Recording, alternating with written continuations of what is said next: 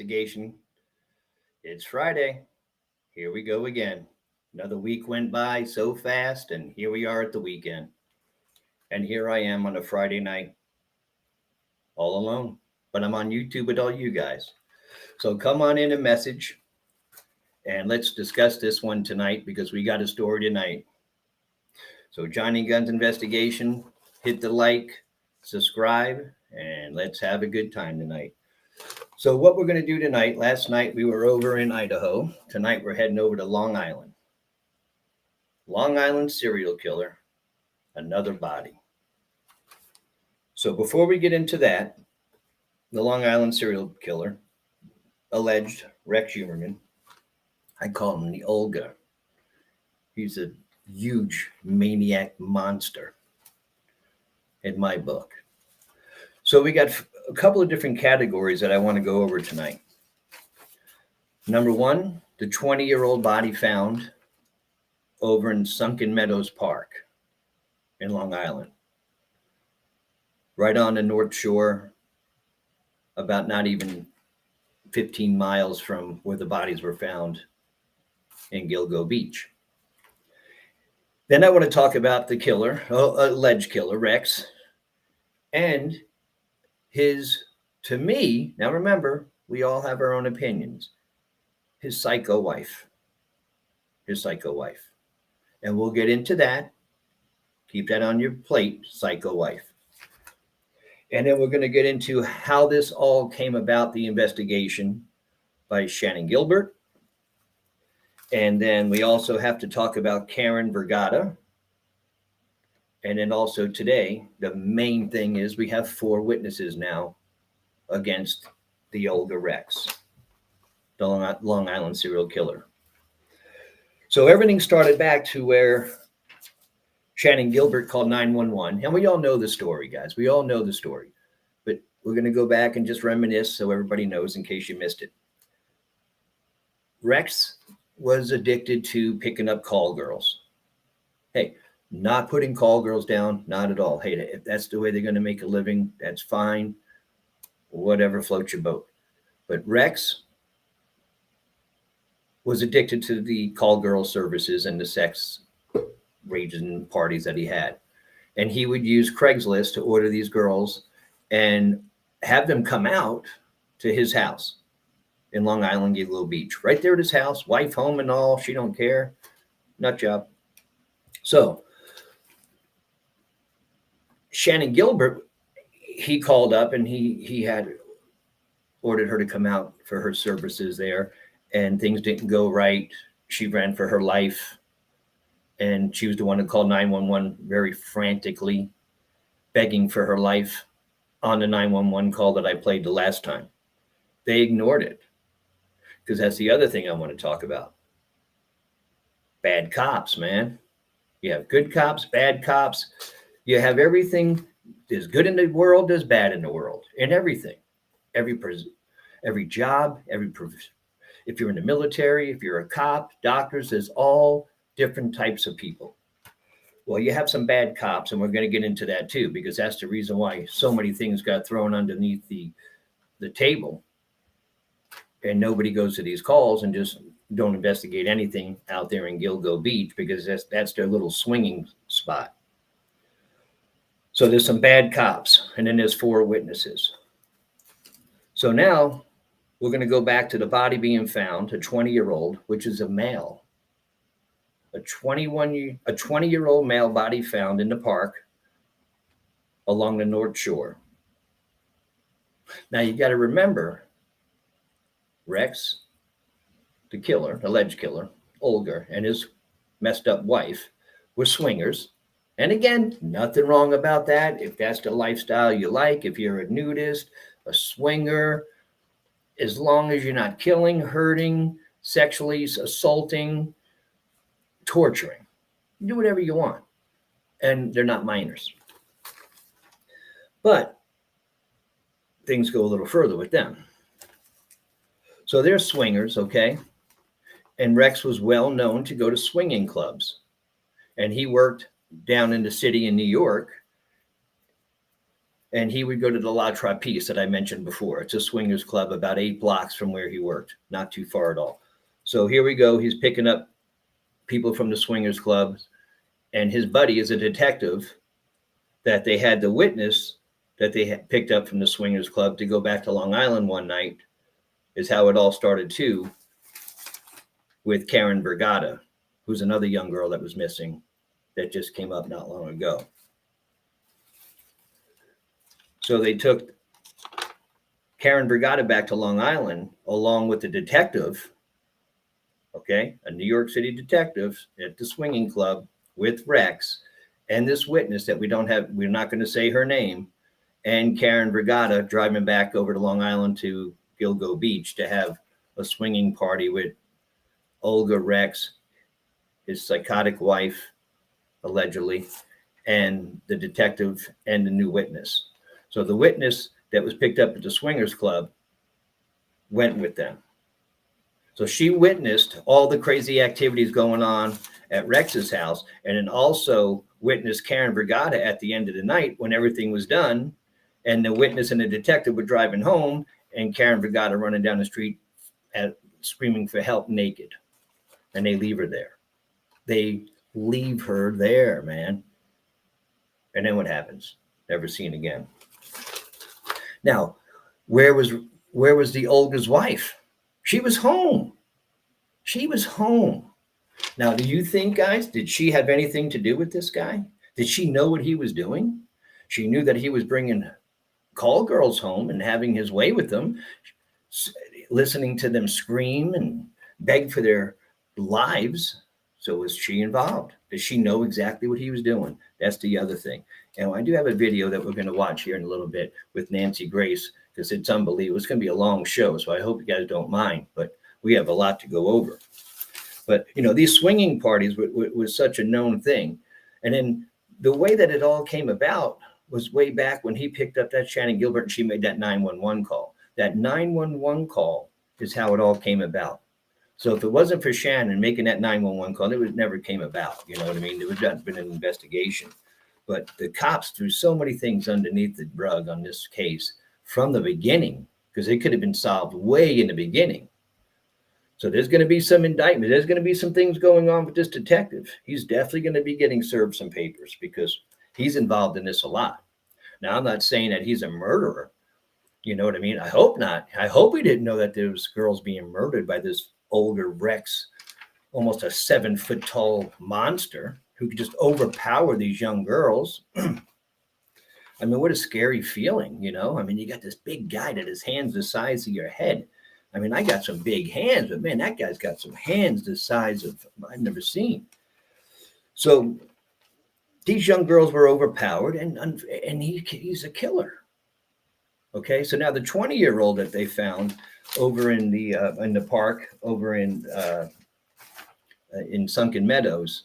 Now, was this related to this? Was this done recently? Was this body murdered a long time ago? What's going on there? Which we'll find out together when we watch Nancy Grace, because we're going to do all this and watch this together. Let's talk about it. Message me. Hit that like, and let's see what we got going on. Johnny Gunn's investigation. So over to La Trappiste Club, he was about 8 blocks from where he worked. So he did visit that place an awful lot. Okay. And then we have 4 witnesses, because we also have a taxi cab driver that he ordered to pick up a young lady, Shannon Gilbert, and witnessed all that. And it's this taxi cab driver girl that I talked about on the show a few weeks ago. He was ready to kill her too, and ordering a female driver to take him out in the woods, and he was going to murder them both. And she has the witness of knowing this guy too, seeing Rex, because she can't miss this guy. He's very noticeable, very rememberable. He's a big guy. So we're going to talk about, well, we're going to listen to the show, and then we're going to talk about the wife, the witnesses, the cops. The cops, man. They're supposed to help and protect and serve, be our heroes. And, you know, it's not just one. There's a lot of cops out there in that area, in the New York City Police Department, that are involved in that swinging club. But you know what? If that's all they're involved in, and they don't know anything about any hurting of the girls, killing of the girls, or the men that they bring over there for Rex's wife, because you got to remember, she's the little swinger too. She needs the little man involved. As long as those cops weren't involved in anything like that, then there's nothing wrong. They can swing all they want. But why were they involved with Rex Humerman, the alleged serial killer? Why were they hanging around this guy? Come on, man. You got girls running out of his house naked, screaming for help. How many times? And you keep bringing these girls over to him? Not a good thing. But we're going to go ahead and watch Nancy Grace. And she's got a pretty good show on her. She's got the attorney of Shannon Gilbert's family, John Ray. John Ray's from Brooklyn. He's a good guy, man. He's a good attorney. He's on top of everything. He's got an investigating team that finds out everything, okay? Because he knows the name of the detective who's over there with Rex. He knows the name of the witness that was with Rex that night and the detective at the swinging club heading over to Gilbert Beach. So he knows everything. This guy's on top of everything. So let's go ahead and watch this show. And then park goers. The remains were along a trail at the eastern end of the park, which runs along Long Island's North Shore. At least 6 victims of the Long Island serial killer have been found on GILGO Beach, which is along Long Island's South Shore. Moreno's death has been ruled a homicide. Interesting. This is a young male victim, Yaneli Moreno, discovered in Sunken Meadow State Park, just minutes away from Rex Humerman's home. But it's my understanding that this is a more recent killing, or is it? Will it somehow be connected to Rex Humerman? It's just minutes from his home.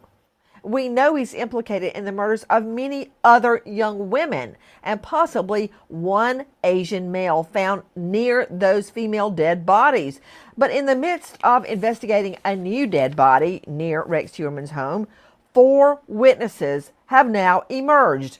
Listen to the Gilbert family lawyer, attorney John Ray. This is a witness who has every reason to have no bias, no interest in the case whatsoever. She is not a sex worker, and instead, back in the 90s, in the 1990s, she was what is known then and now as a swinger. And they would go to certain sex clubs in New York City where they would switch partners with other people of like kind. One of the most important places that they would go was called La Trapeze on West 27th Street in New York, right near Rex Humerman's office. Okay, this is significant because this club, La Trapeze, is very close to Rex Humerman's architectural office in Manhattan. And we know that a lot of the activity that is linking Humerman back to the dead women, the sex workers, occur at his office. Remember, his wife, children are living in their home on Long Island. He catches very often the Long Island Railroad right there at Penn Station near his office to go home back and forth. And it's that hub, isn't it? Joining me, an all-star panel, but first to Mary Murphy, investigative reporter, PIX Pix 11, also host of Hunt, inside the 13-year search for the GILGO Beach killer, and needless to say, recipient of many Emmy Awards. Mary, a lot of the cell phone pings, a lot of the positioning of the suspected Long Island serial killer Rex Humerman happens around his office. Even the pizza that was discarded, the food and drink that was later used to get DNA was near his office. He was arrested near his office. La Trapeze is near his office. So obviously, if you look at his activity psychologically, he uses his office as basically his bat cave. Bat cave? Batman. That's a good way of putting it. There was a box of cell phone pings located right near his office, right near Penn Station. And some of the victims who were killed in the Gilgo Beach case, their cell phones pinged near Penn Station and very close to his office. And we're told that one of the victims whose names emerged after his arrest, Karen Brigada, that she was a streetwalker in Midtown. So regarding the newest thing, this witness that comes forward who goes to a swingers club where, you swap partners, La Trapeze on West 27. How close is that to Huerman's Manhattan Architectural Office? This credit card has an interest Get rate rid of that's that really, commercial. really low. How low? This low. The credit card that's in your I would say it's only about 7 or 8 blocks away. Guys, that is maybe a 10-minute walk. Not for his big. Maybe, if you're 3 catching red steps. lights. A 10-minute walk from his office. His office is often the hub of his activity. Joining me also, in addition to Mary Murphy, investigative reporter of Pix 11, Robin Dreek, joining us out of Virginia, behavioral expert, former FBI special agent in chief of the FBI Counterintelligence Behavioral Analysis Program. And I love this book. His book is Sizing People Up, a veteran FBI agent's manual for behavior prediction. Man, we need you now, Dreek, because you can put words to what I'm trying to express. Okay, let's go with Scott Peterson. Scott Peterson killed Lacey, his wife, we believe, in their home on Covina in Modesto. That was his lair. What was his other lair?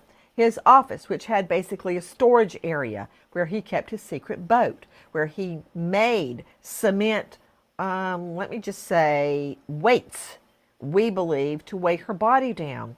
What was his other lair?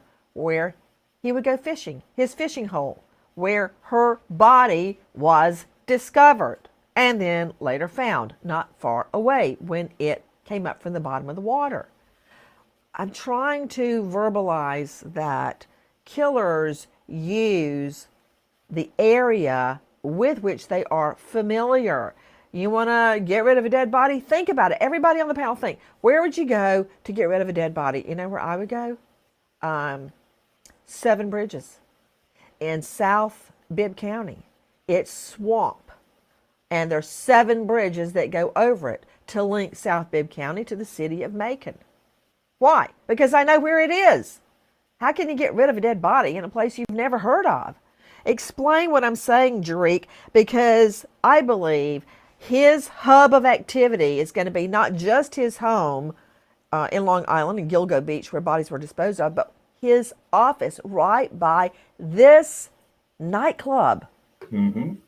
Yeah, 100%, Nancy. And it comes down to what you said, feeling comfortable and creating what he's established as a behavior arc of where he feels safe operating because he's got reps in those areas. And when we're dumping bodies in places, also when you're doing it, you got to feel safe in that area with the law enforcement in that area. So I think a lot of these things are actually putting a bigger point on law enforcement and what they saw and didn't see in questions there when it comes to the investigation. So yeah, he's clearly displayed this behavior arc of feeling safe, operating in a secretive way from public view. You are hearing high-profile lawyer John Ray. He is representing the family of Shannon Gilbert. Now, you remember Shannon Gilbert, whose body was found out on Gilgo. At first, everybody said, well, yeah, she's not really connected. This is just a coincidence. Who could buy that her body is near all the other women's bodies How do you put that that are aside? connected to Huerman, and she just happened to be dead right there? Okay, now entering La Trapeze, the bar for swingers. What does that have to do with Huerman? Listen. Sometimes several hundred people at a time would be involved in this place.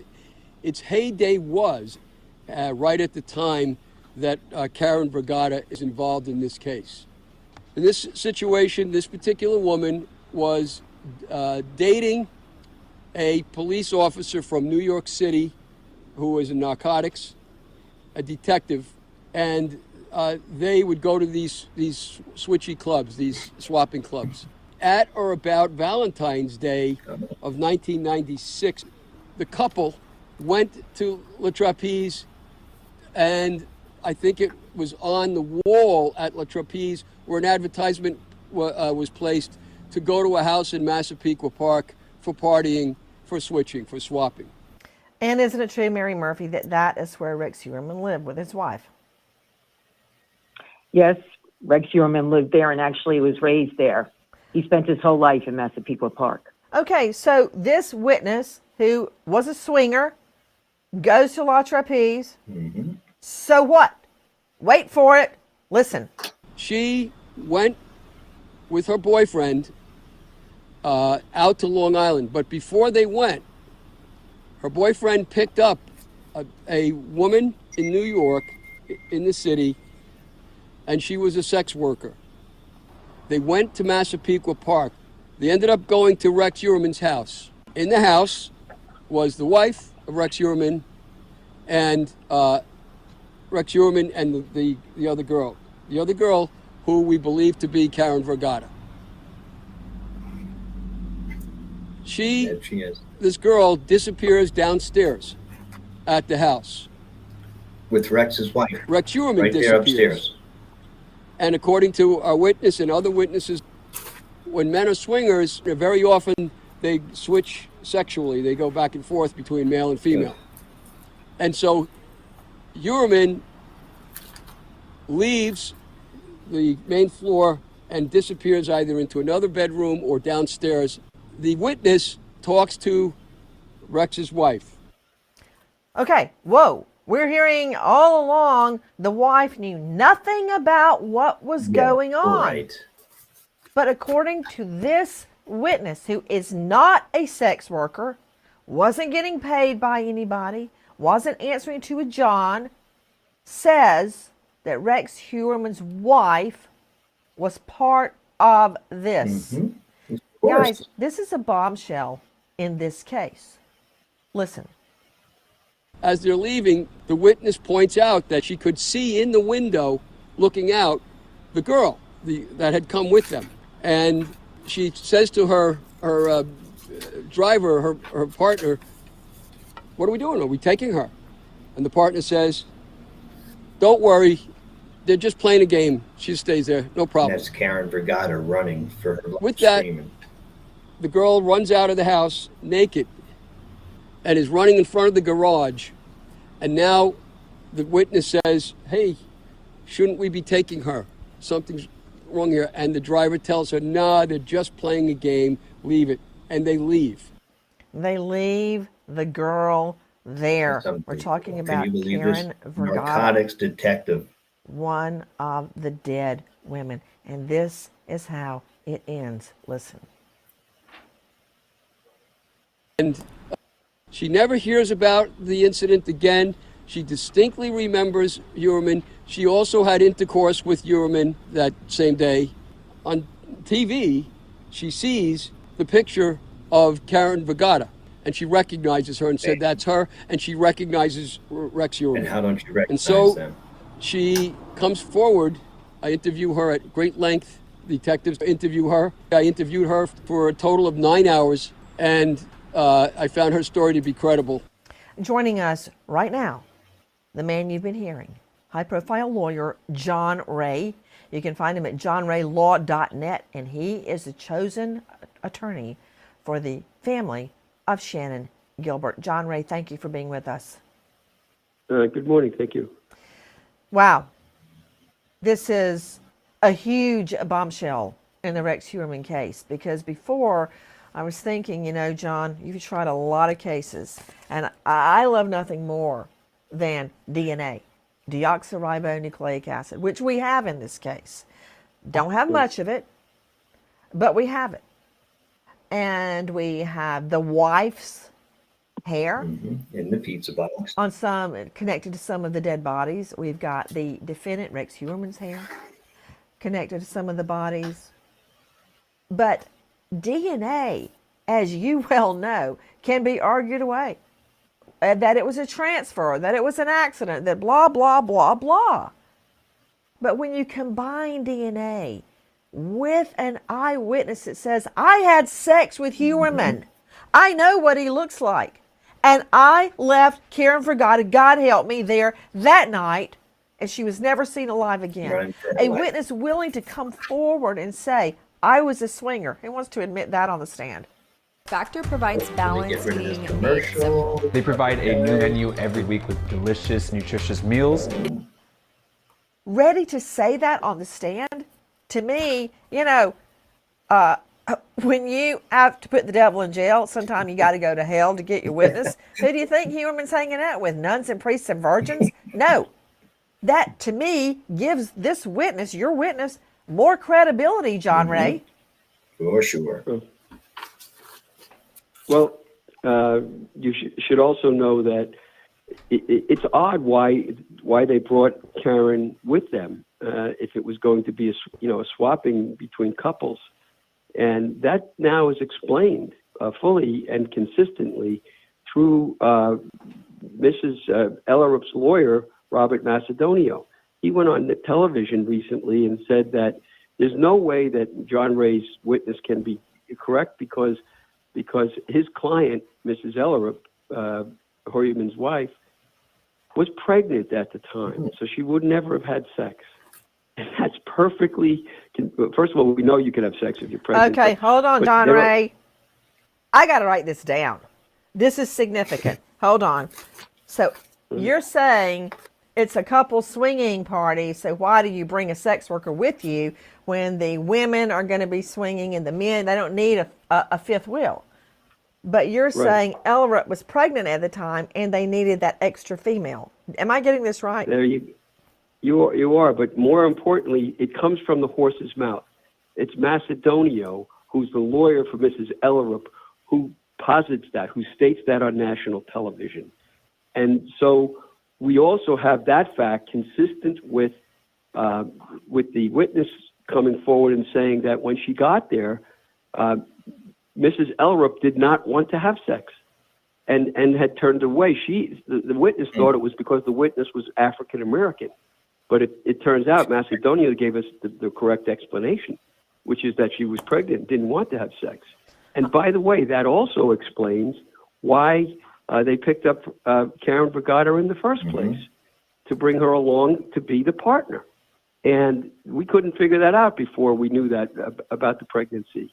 So it's also very likely that the detective swapper who was driving the car to go there previously knew Huerman. Oh, yeah. That they already They had had that a plan. relationship.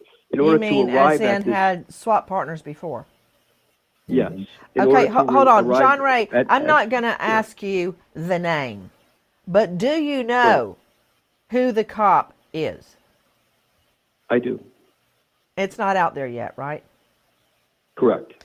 Well, he better expect a big fat subpoena coming He'll his have way. one. It ain't He's going to gonna stay have a quiet for subpoena. long. Guys, with me is John Ray, the lawyer for Shannon Gilbert's family. And now you see why. He has interviewed this woman who is not a sex worker, who has come forward and admitted, yeah, She's a I was swinger. a There's swinger. plenty of swinging I went to clubs. La Trapeze Club. A lot of swingers go there. We all went to a party in Massapequa. That's where it went And bad. this is what happened. I slept. I had sex with Huerman. That's like eating a dirt sandwich to have to admit that. But in my mind, that adds to her credibility. Dr. Joni Johnson is with us, very well-known forensic psychologist and private investigator. Dr. Johnson performs risk threat assessments on violent offenders, and she's the author of Serial Killers, 101 Questions True Crime Fans Ask. You can find Dr. Johnson at drjonijohnson.com. Dr. Johnson, let me give you a good example. Okay, just recently we hear from that POC, Jorn van der Sloot, and he gives his confession, and I'm saying that with quoties. I'll believe one line out of his confession: I killed Natalie. The rest he fabricates to make himself look not as bad as he really is. He's the devil straight from hell. Dr. Joni, when you are assessing, as you do, statements, witnesses, defendants, victims. To me, it enhances this witness's credibility that she puts it out there. She's not holding back. She's not lying. I was a swinger. I went to this club. I went to this swingers party in Massapequa. I slept with Rex Heuermann, and I left Karen Vergata there. Sad thing. What do you make of it? Absolutely. Absolutely. I mean, when you're doing any kind of forensic or legal investigation or assessment, you are evaluating the credibility of the witness, and that includes looking at things like, what do they have to gain? What do they have to lose? Is the evidence consistent with what they're telling me? Are they willing to say things that might not put them in a favorable light? And all the things that you're talking about certainly indicate that this witness is willing to put herself in a light that other people might question or criticize. And so those are things that definitely add to her credibility. Guys, the bodies are piling up. They're all pointing toward Rex Heuermann. And now 4 witnesses emerge. And I'll deal with the new discovery of another dead body there at Sunken Meadows State Park, just minutes from Heuermann's home in just a moment. I'm going to circle back to that. But these 4 witnesses, I can't tell you how important this is to the Long Island serial killer case. DNA, while its validity is hard to attack, its placement can sometimes be very easy attack. Do I have to say O.J. Simpson? Jackie her head just spun around. I have to say O.J. Simpson, and this is why.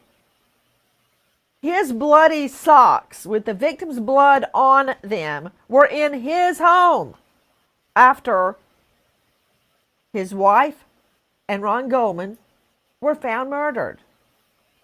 But it was artfully argued at trial that the DNA had been planted and placed. Do I believe that? No, I don't believe that. Was it successfully argued? Yes, it was. The placement of the DNA. Why was it there? And a jury believed it. So while you can't really argue with the validity of DNA, you can argue with, was it contaminated? Was there a mistake at the crime scene, or the crime lab? Was it planned? Just so many ways you can attack its placement. These eyewitnesses make all the difference Witnesses in this are case. 1,000 words. We only know about a Cameras and few witnesses. of the victims. How many more women have been murdered by Rex Heuermann? And now let's get to it without any further pontificating on my part. Take a listen again to our friend John Ray, witness number 2. Take a listen to our clip 218. The second witness who's come forward. This woman, she's not involved in any sexual activities whatsoever. She has nothing to gain by coming forward. She's not looking for a book or money or the usual things that you're hearing about out there. None of that. But she came forward because she's very disturbed about what she knows after she also saw Rex Heuermann on television and Shannon Gilbert. And here's her story. She is a banker by day, and at night she worked extra in Suffolk County as a taxi driver to take care of her family. It was a one-parent family. And as a taxi driver, she is called from her dispatcher to go to the Sayville Motor Lodge on Sunrise Highway. And there's a girl awaiting her who's locked in a bathroom and will come out if she flashes her lights and beeps the horn. And she goes there and does that several times. It doesn't work. But then suddenly a giant man who fits the description of Rex Heuermann comes out, and he's covering his face with his arms so he can't be seen, and he runs to a van or an SUV right nearby that's parked right there. We must be new security guards. Back in the 80s, Excuse me, some guys. kids went missing. okay, so bank day, taxi driver at night. She goes to a pickup. It's at the Sayville Motor Lodge on Sunrise Highway. Know it very and well. this is what happens. She continues to flash her lights and beep her horn, and out comes a girl, crying, shaking, very upset, and gets in her car. There they talk for a while, and then eventually they drive to the Ronkonkoma Railroad Station so that this girl can go back in to New York City. This girl was a sex worker who was servicing the big man. This girl turns out to be Shannon Gilbert. Now, Shannon is lured into doing this particular tryst, and she's given an envelope, or shown an envelope by the man that looked like it was stuffed full of money. And he tells her, there's $1,000 in there. It's for you and your family no matter what happens tonight. She looks in the envelope when he goes to the bathroom, and it's stuffed with paper. And so she panics and realizes something's wrong. So she goes in the bathroom, and he had become very aggressive, very angry. She goes in the bathroom, locks the door, and calls to get a cab. And that's how she comes out. They speak for over an hour. So the driver knows her well and notices that she has a drooping eye, which is characteristic of Shannon, and also a characteristic of her family, by the way, going back for a generation or two. To John Ray, the chosen lawyer for Shannon Gilbert's family, and we're talking about Shannon Gilbert. Remember, all along, Young girl. she was the first body that was found, but authorities kept saying, yeah, she's not connected. She's not connected. Because they were, think about Well, it, all the cops apparently are she involved. A is lot of these connected. cops are dirty. Because this cab driver distinctly remembers picking Shannon up from being with Rex Heuermann, right down to the drooping eye. To Dr. Kendall Crowns is joining me, Chief Medical Examiner, Tarrant County, Fort Worth. Never a lack of business there, Dr. Crowns. Lecturer, University of Texas, Austin, and TCU, Texas Christian University Medical School. Ptosis refers to a drooping eyelid. It means the upper eyelid falls to a position lower than the other.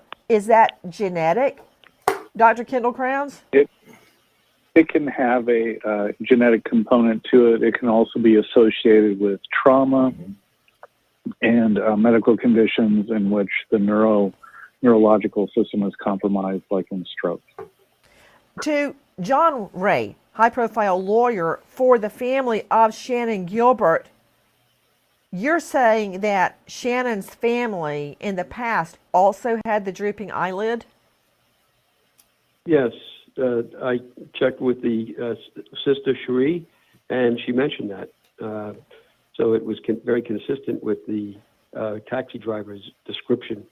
And there's no likelihood that the taxi cab driver saw that drooping lid from a picture, a recent picture, say, posted on television. But it's possible, I suppose. But I also vetted this woman. And Rodney Harrison, the police commissioner of Suffolk County himself, sat with me for almost 2 hours vetting this woman's credibility as well. We did it together after I had already done it myself. So she's eminently qualified as a witness and a credible one. And her description fits Shannon to a T.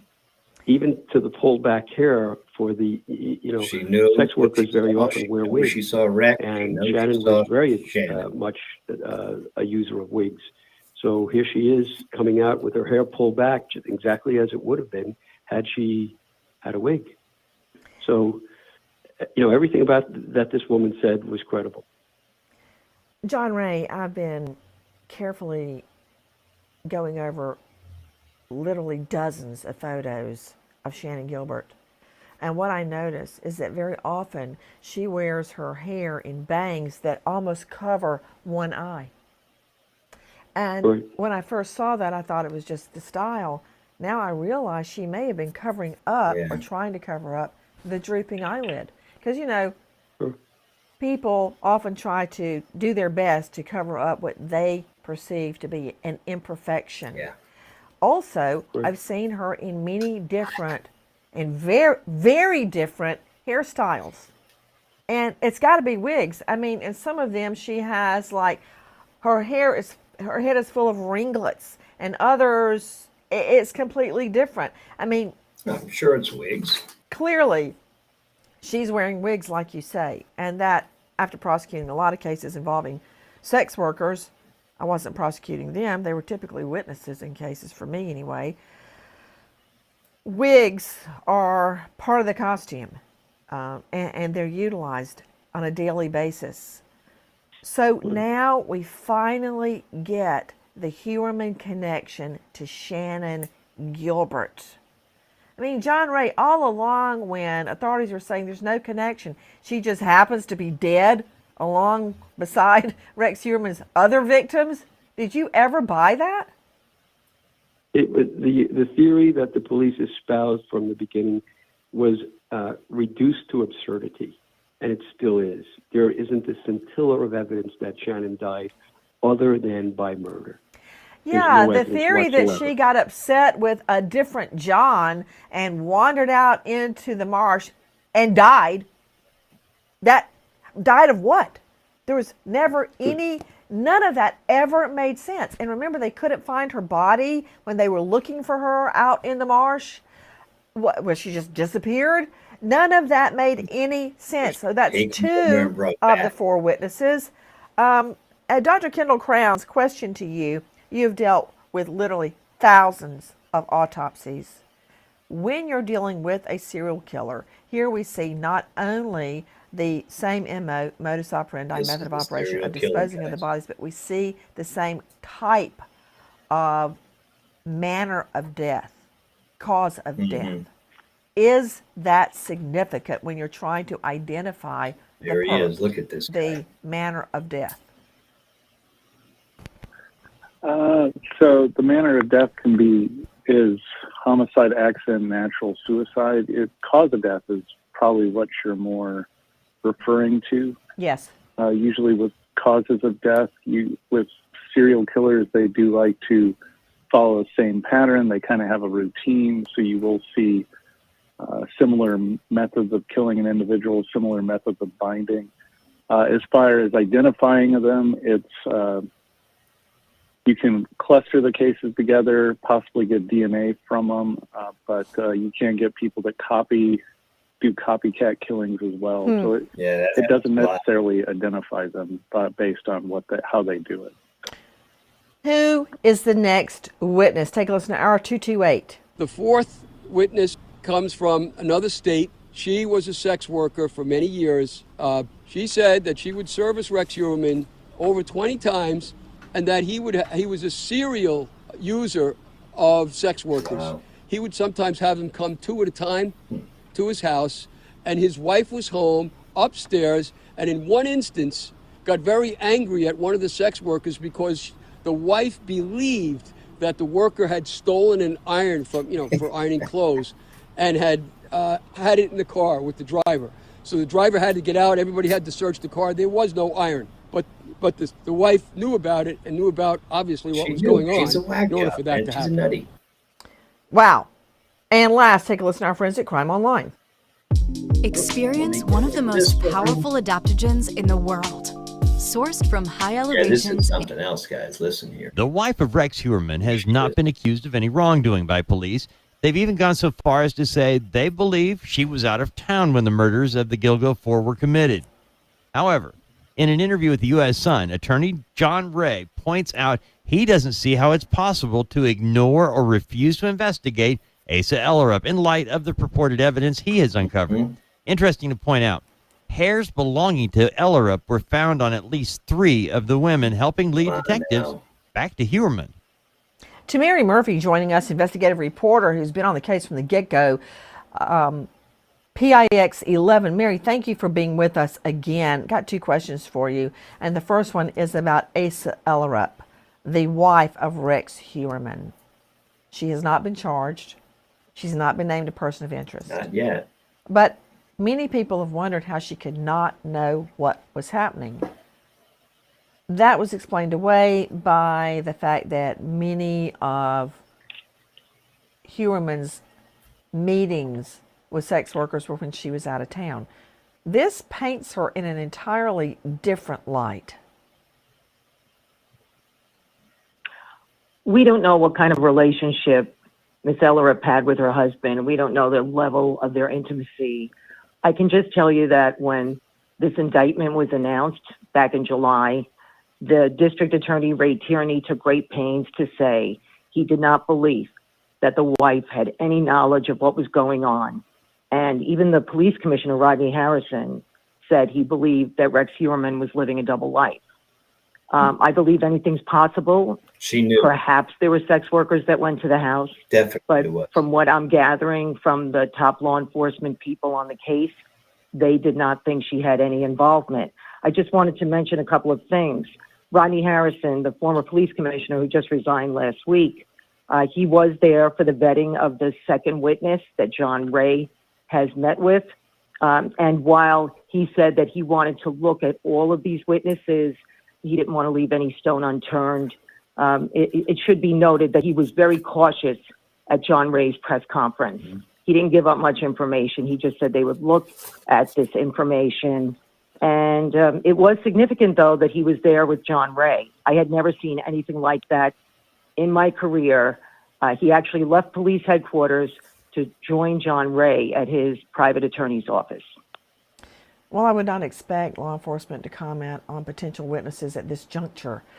But you're right, the fact that he's there with Ray, when Ray is making the statements about 4 new witnesses, speaks volumes. He doesn't have to say anything for me to see that he's standing there in solidarity with Ray. Also, we learned about another creepy, and I'm not through yet on these 4 witnesses, but another creepy fact has emerged. Take a listen to our Cut 242 from investigative reporter Dave Mack. Rex Hewerman was so obsessed about showing off his hunting skills to a female colleague that he stalked her onto a cruise ship. Muriel Henriquez tells CBS 48 Hours that Hewerman asked her where she was going to be on her 40th birthday cruise. She told him, "I'm going to be in the middle of the ocean, and you're not going to be able to find me in the middle of the ocean." Hewerman told her, "Oh, yes, I can." On the second day of her birthday cruise, a white envelope was shoved under her cabin door. It was a note from Hewerman. The note said, "I told you I could find you anywhere." Wow. Wow. Okay, that's completely irrelevant to the trial on multiple murders. But wow, I wish a jury could hear that. Right. Because it tells me He's a volumes job. about Rex Hewerman himself. Mary Murphy, what is the significance of the Hunter. Sable Motor Lodge, Reference. where, according to one of these new witnesses, she made a pickup connected to Hewerman? The first thing that I thought of when I heard Sayville Motor Lodge was the fact that just recently the feds locked it down, shut it down for good, because it was the scene of major sex trafficking over the years. And so when the allegation was made that Shannon Gilbert was there and that she had allegedly met Rex Hewerman there, I thought of all the human trafficking that was going on. Also, the date, John Ray in this affidavit, which was a sworn affidavit, noted that it was around 2009 in the fall. It would probably be September, October 2009 when this incident happened. And that was around the time earlier that summer that Melissa Barthélemy had disappeared. Mm-hmm. But she disappeared from the Bronx. She's one of the original GILGO 4 found on Ocean Parkway in 2010. So it becomes an interesting part of the timeline. Melissa Barthélemy disappears in the summer of 2009, and then in September, October 2009, this taxi driver allegedly saw a woman she identifies as Shannon Gilbert with Rex Hewerman at the Sayville Motor Lodge. Have you heard of Superbit? This weird new tool is quickly becoming the most popular stocking stuffer of 2023. that was a good video, I'll tell you. Right on key with all her guests.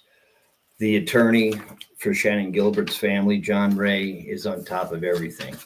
He's on top of everything. He has found so many witnesses. He's came up with so many things that we just couldn't believe. I mean, the wife, I don't understand. How didn't she know what's going on with Rex, guys? Come on. She knew exactly what he was doing. He was addicted to these call girls. He was addicted to this sex, swinging, bringing the swinging parties over to his house, having these sex workers at his house. She knew. I mean, she's chasing one out to the car to search her car to see if she stole her iron. Nut job. But again, her hair was found on 3 of the girls' bodies. Her hair was also found in the pizza box that Rex had that they got his DNA on, which that came from the house. But why is her hair on the bodies of the girls that were murdered? So is she involved? Does she know more than what we think? Does she know more than what anybody else thinks in the courts? She knows. Now, could you believe this girl who met Rex and goes on the cruise and said, "Oh, he'll never find me there. I'll be in the middle of the ocean," and then a note slides underneath the door? Was he on that cruise ship, or did he have it delivered to have it paid to have somebody slide that underneath the door, one of the services there on the cruise, just to show her, hey, I can find you anywhere you're at? But he said he will show how much he's a great hunter. That's not hunting, that's stalking. There's a difference. Okay. He is a whack job. His wife's a whack job. And now we're going to go back to the detectives. Here we have a narcotics detective, a sergeant, okay, playing with these devils in the fire, swinging club, has his ex-girl, this was his girlfriend at the time, now they're exes, but at the time, to go over to Rex's house and have a party, and then knowing that they're leaving the girl that they brought there with them. And they never looked twice. Karen Vergata is running down the street, running out of the house, screaming for her life, naked. The witness turns around, sees her, but no help from the cop. He says they're playing a sex game. It'll be okay. It wasn't okay because she was murdered. But you got to remember, who was also in that house? Rex's wife. He knew what happened after that. She knew. But now, how many of these cops are bad in that department? It's scary. Because you got to remember, guys, a lot of things were covered up. It's well known. A lot of things were covered up, a lot of mistakes, a lot of things thrown out onto the table because somebody's protecting somebody. We don't know yet, but this detective will be subpoenaed, believe me, for sure. Because you got to remember, John Ray, the attorney of Shannon Gilbert's family, he knows who you are. He knows who that witness is that he spoke to for over, 6 to 9 hours, he said, just to make sure that that's a secure, 100% legit witness before they go to trial. And they bring everything to the jury to convict this animal. Now, do they have anything else on the wife? That's what I can't wait to see what they have on her, because she is definitely a nut job too, because, and that 20-year-old that they did find in the park, that it definitely had nothing to do with the murders of Rex, because that body was found just recently murdered and Rex was already in prison. It doesn't match up. Just a body found that's close to the area, so they're thinking it could have been involved, but not looking like it was, because Rex was behind bars at that time. And I personally don't think that Rex will ever see the light of day again, because I know we have to say alleged. This is all word of mouth here for me. He's a killer. He's a murderer. He's a serial killer. He hurt these young girls, tortured these girls, chased them and hunted them, I bet, and let them run first so he can chase them. Because the 911 call with Shannon Gilbert, you can hear her being chased. You can hear the voice in the background, and she's running and fearing for her life. She wasn't killed right there, I'm telling you, because to search, they didn't find her. Or one of the cops overlooked it on purpose. We don't know, but we will know. But guys, that was a great story, because now we have 4 witnesses now that definitely have seen him, Rex, the Olger, the Jolly Green nut job. And also, so Shannon Gilbert. We have the taxi cab driver who witnessed everything. And when Rex ordered the taxi, requested a woman taxi cab driver. And that taxi cab driver used her wits, used her training. If they changed a location or where they call and say where they want to be dropped off, You leave the ride. She left that ride, or she never would have made it out of them woods. Okay, she'd have been one of the victims as well. Good choice from that witness, the taxi cab driver, which we don't know her name either, because here we have another witness. So the trial's coming. Another night of thrills on Gilbert Beach, Long Island, on Sunrise Highway, my home area, Long Island, West Babylon. I grew up there. Well, for a little bit, then moved to Florida. But Long Island serial killer, where else is it going to go? Wife involved, cops involved. We got witnesses. We have everything going on. We have La Trapeze, the swinging club where they all used to go and have fun. I wonder what that's like inside. I'm going to look it up. I'm going to get some pictures of that club. Is there a trapeze in there, you think? Are they swinging around? Who knows? But I am interested in finding out who this detective is, because we can go ahead and we can put aside that he's a swinger. Who cares? Let them. That's their problem. But when it comes to being around a serial killer, hurting women, leaving the women there knowing that they're being hurt, this guy's as much to blame as anything else. That's involvement. So, guys, Johnny Gunn's investigation, Friday night, November 10th. Beautiful night. Weekend's right here tomorrow. Everybody have a great weekend. And everybody, make sure you hit that like, subscribe, and let's chat. Okay? And remember, most important thing, be safe out there, guys. Thank you for listening.